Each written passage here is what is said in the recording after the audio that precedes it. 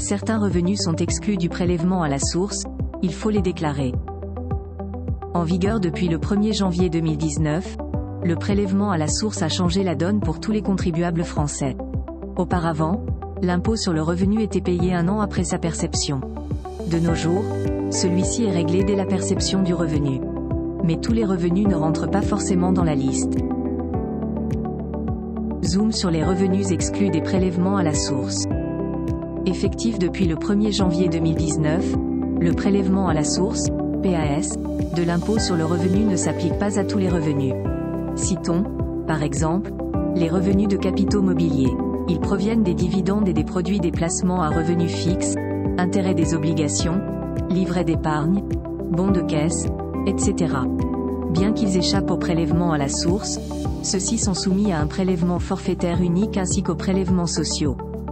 D'après le ministère de l'Économie, presque tous les revenus sont éligibles au prélèvement à la source, les traitements et salaires, les pensions, les revenus de remplacement, allocations chômage notamment, les revenus des indépendants et les revenus fonciers.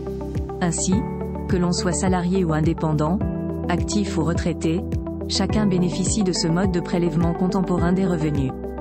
À l'évidence, les plus-values immobilières ne figurent pas dans la liste. Le prélèvement à la source ne s'y applique pas. À la place, un impôt forfaitaire de 19% ainsi que des prélèvements sociaux de 17,2% sont retenus.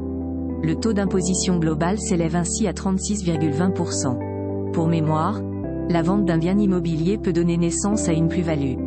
Il peut s'agir d'une maison, d'un appartement, d'un terrain, d'une terre agricole ou d'une forêt. Idem pour la cession des droits rattachés à un bien immobilier, un partage, un échange de biens ou encore un apport en société. D'après le ministère de l'Économie, une taxe supplémentaire, pour l'impôt sur le revenu fixe, s'applique en cas de plus-value imposable supérieure à 50 000 €. Le taux varie de 2% à 6% selon le montant de la plus-value réalisée. Mais, la plus-value imposable est retenue pour le calcul du revenu fiscal de référence. De fait, celle-ci doit être mentionnée clairement sur votre déclaration de revenus annuelle, dans la case correspondante, 3VZ. Quid des plus-values sur valeur mobilière?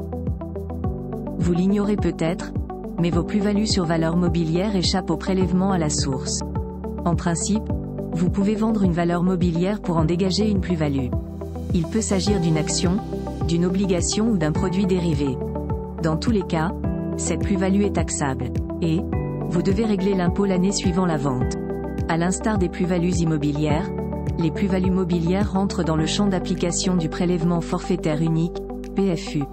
À la différence, le taux d'imposition s'élève à 30%, soit 12,8% d'IR et 17,2% de prélèvements sociaux.